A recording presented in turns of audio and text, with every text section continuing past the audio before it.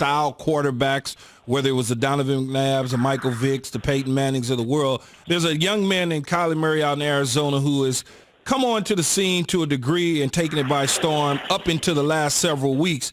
How would you defend Kyler Murray if you were playing against him in this day and age?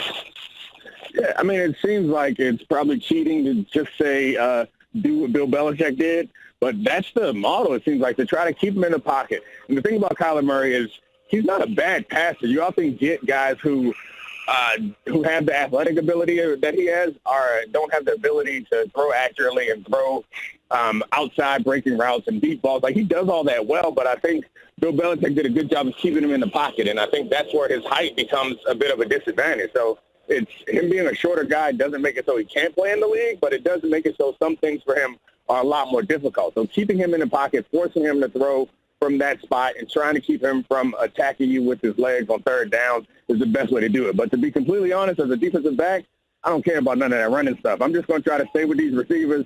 Everybody up front, y'all going to have to figure out how to corral him. That's none of my business. So do you think that Seattle kind of cracked the code and Bill Belichick decided he was going to use some of the same principles that Seattle did against Kyler Murray? Well, I mean, I think Kyler Murray and Lamar Jackson, they're different quarterbacks, but they, like, present the same type of challenges. And I think that there's no way to crack the code necessarily. I think it's incumbent on the coaches there to figure out what the next step is, because it's not that these guys are without passing ability. You need to find ways to put the defense in difficult positions. So I would sprint Kyler Murray out, boot him, get him outside the pocket, and make it so that you can't keep him in there. The play action and drop back that keeps Kyler Murray in the pocket, I think, it plays into the hands of the defense. So they have to find ways to attack the defense. If it's pick routes and against man-to-man, and find ways to attack them deep so that they can't use spies, they can't keep Kyler Murray in the pocket in that way. And if it's design runs that the quarterback, because we all know how the numbers game change, whether quarterback is involved in the running game, it's harder with a guy like Kyler Murray, again, because he's smaller, and you are concerned about his injury risk in that situation, but you have to do what you have to do.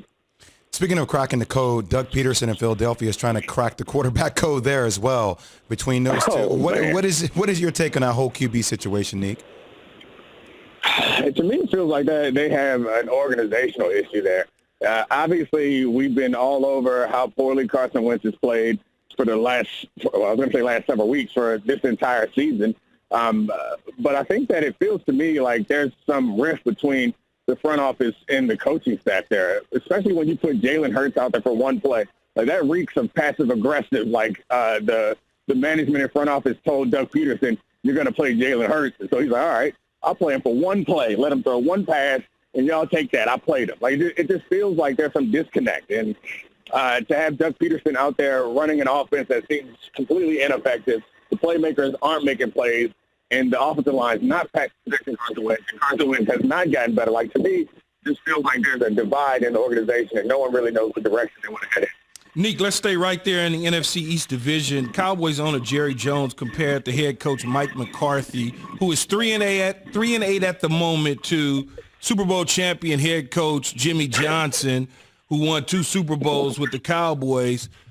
And it's early. What do you make of Jerry's comments in the comparison?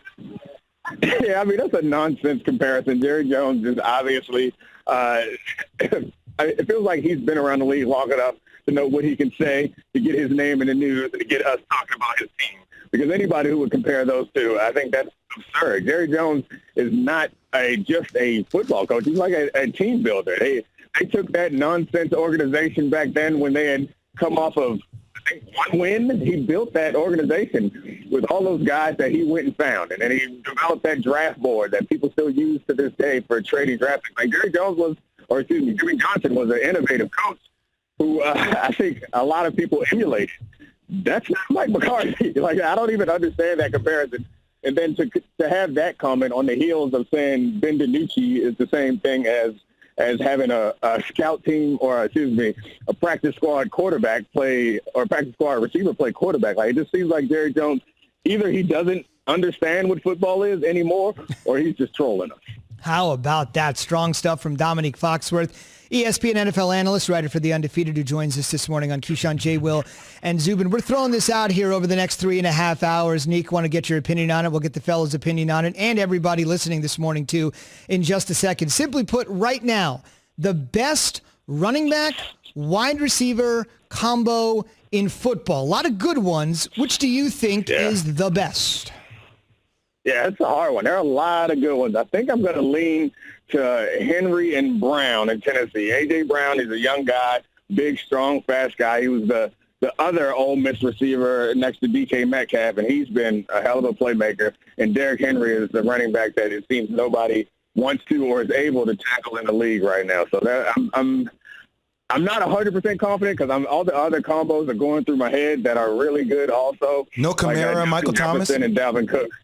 Yeah, Kamara Thomas is great, but, Thomas doesn't attack you deep, and that's the one thing that, now I'm going to attack you. I knew it. Nepotism. Now I'm getting ready to attack you. 146 catches, 13-yard average, offensive player of the year. But never mind. I'm going to leave it alone. I'm going to let you do you. No, I mean, they are great. We're splitting hairs right now. They are great. And Alvin Kamara, not to mention Alvin Kamara's outstanding back too, pass catcher, run it. I'm not going to be mad. I'm not expecting to have a terrible franchise if we have to build around those two guys.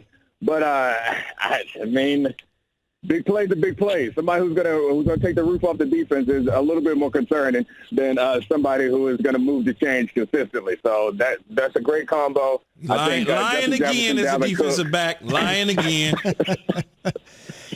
All right. These guys are used to jamming each other at the line of scrimmage, a DB and a wide receiver, Neek and Key, but they're jamming each other on the radio this morning. That is Dominique's answer. Dominique, thanks for joining us this morning.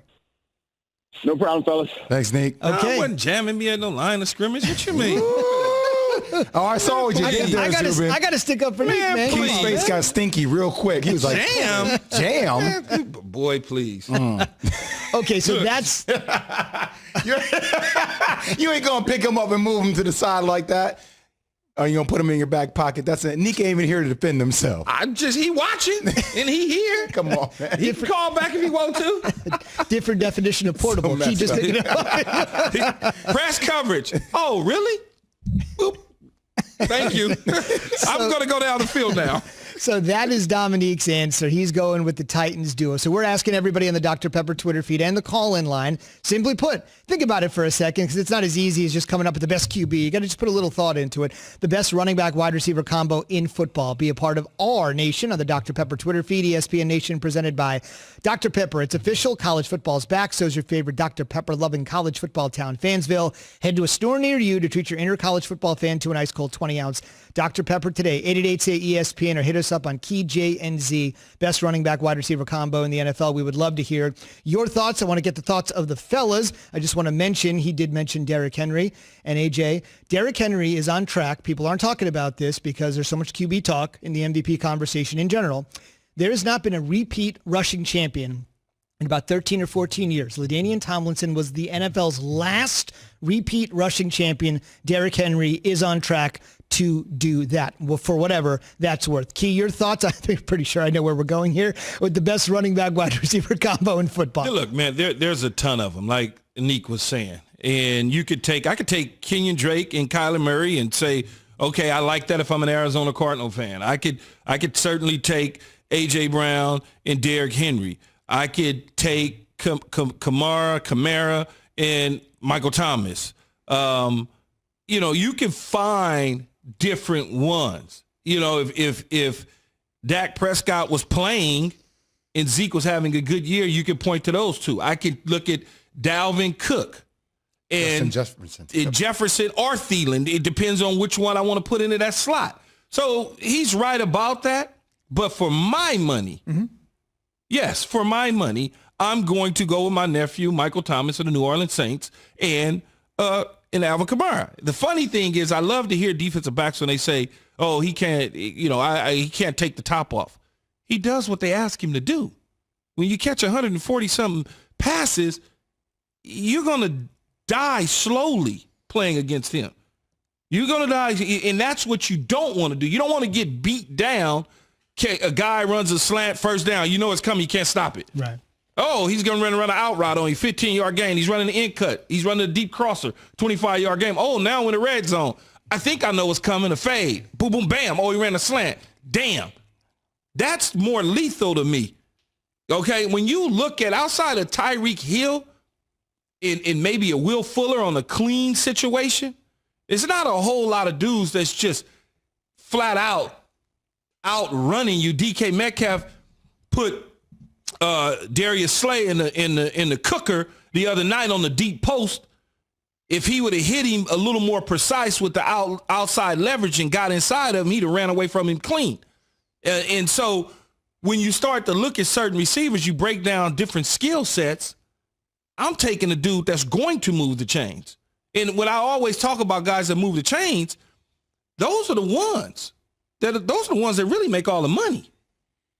Outside of a few outliers of home run hitters, the home run hitters don't make the money. It's the possession so-called receivers that's the highest paid dudes at that position in the National Football League. I'm with you on the Michael Thomas, Alvin Kamara combination. I think maybe if you were to look at the numbers this year, because Michael Thomas hasn't played a lot of games, even though I know that's not factoring into it, I can see how one could say, well, A.J. Brown and Derrick Henry are having better years number-wise. I also have to put Aaron Jones and Devontae Adams in this conversation as well, right? Devontae Adams, 900 yards so far, averaging 12.3 yards per reception. I mean, 74 receptions already for the year. Aaron Jones, 6 TDs, 624 yards. They're right there at the top. They're there too, but so many people, when you start doing these combinations, you forget about an Aaron Jones, right? I totally, until you brought it up, I'm like, that's right, Aaron Jones and Devontae Adams. And I'm sure I'm missing a couple more that's out there. Let's get the thoughts from the fellas, because they are providing a couple that you guys are missing. By the way, they always talk about OBJ and Jarvis Landry. How about AJ and D?